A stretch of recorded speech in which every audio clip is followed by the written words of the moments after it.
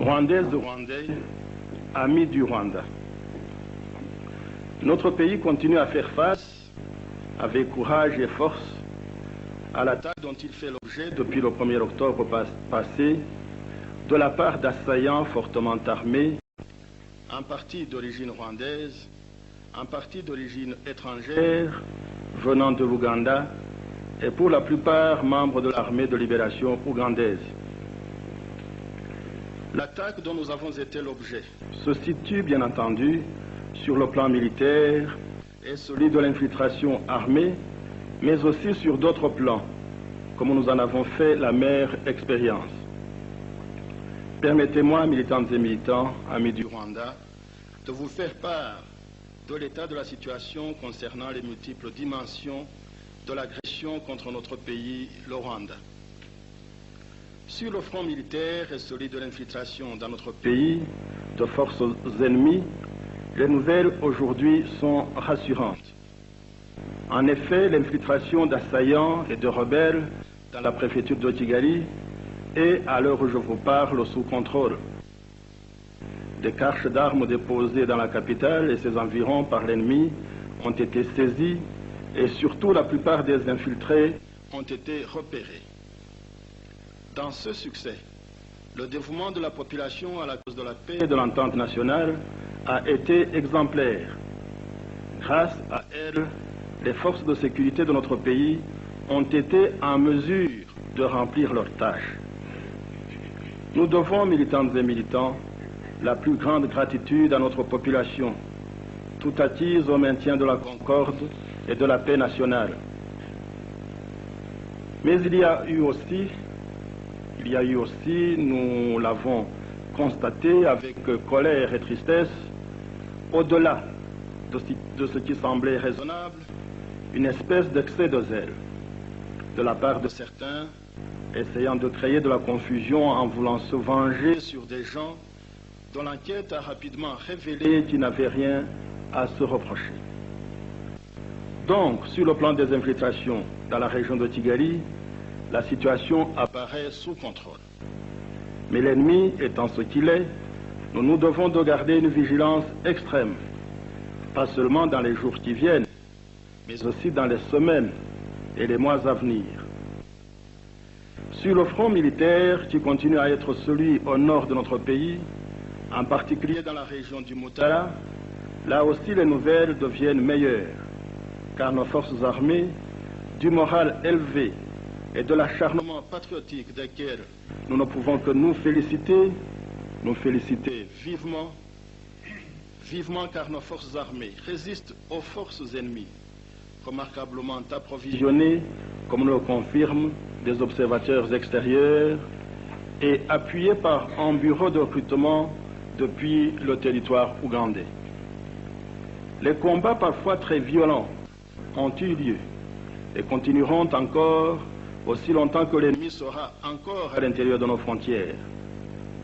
La radio rwandaise continuera de vous informer de la façon la plus objective et la plus sincère possible du déroulement des opérations militaires sur le front nord afin que nous puissions tous suivre leur évolution. Rwandaises, Rwandais, amis du Rwanda.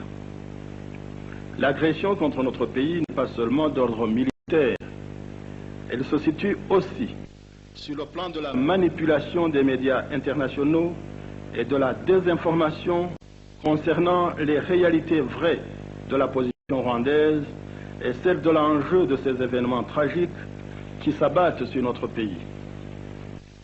Comme pour le lancement de l'attaque militaire de notre pays, lancement qui nous a pris au dépourvu, quand un détachement militaire en uniforme a franchi le pont de Kagitumba et pris d'assaut notre poste frontalier, comme pour l'attaque militaire donc, nous avons également été surpris par la violence des manipulations préparées, comme nous le savons maintenant, préparées depuis longtemps, de certains médias occidentaux et non des moindres, en essayant de tourner l'opinion mondiale contre notre pays. Ainsi, militantes et militants, notre pays a fait l'objet et continue à faire l'objet d'attaques et de calomnies, de mensonges systématiques que nous ne pouvons que qualifier de diaboliques.